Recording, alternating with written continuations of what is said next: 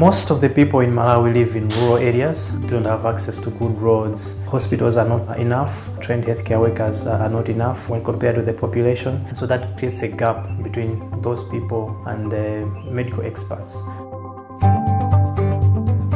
So what we try to do is work with the governments to find out what are their key challenges, what are their key barriers, and how can we help create innovative solutions or help foster innovation from within and then take that to scale with the Ministry of Health.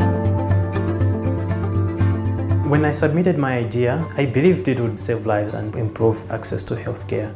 People get discouraged to go to hospitals because of the type of care that they expect to get. And when you add the misinformation that comes through communities, a lot of myths going around, that leads to a lot of deaths in infants. So I believe technology can help bridge that, let people have access to expert medical care. With the Chipatala Foni, which is the literal translation as the health center by phone, it's an M-Health facility where women are able to phone in on a toll-free line to ask information about maternal health services, and now we've even expanded to any information that they would want to hear about their health. It's also a tailored messaging service. So if the child is under 1, then the parent will receive messages that are tailored to them at that period of time to tell them what should be introduced in terms of food, how tall they're supposed to be around that period of time. So both the hotline and the SMS are really personalized, and so they can make a difference on that person's life.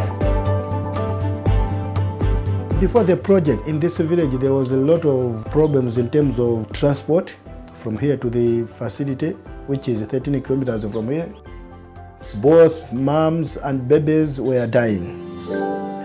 And were dying just because of ignorance and lack of information about the pregnancy and the care for the young ones.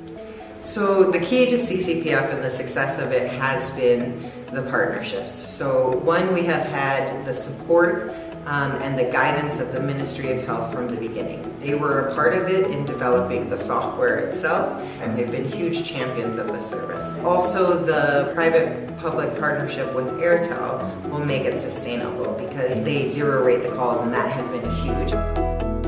It's scaling up to a point where companies like Airtel and also the Ministry of Health, the government of Malawi, is coming on board to adopt it and scale it up nationally.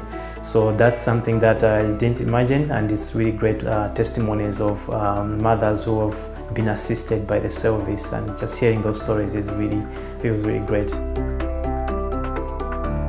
We know that the Ministry of Health alone cannot be able to reach each and every citizen or every client in the country. So we really appreciate these other services that are complementing the work of the Ministry of Health. And then our clients, they'll be able to make informed decisions on their health.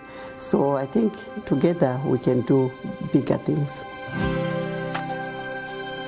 For me as a chief, it is a very good initiative to have a healthy community rather than to have a community with a lot of sick people that cannot develop. But with the coming in of the CCPF, we haven't had any maternal deaths or neonatal deaths in this area.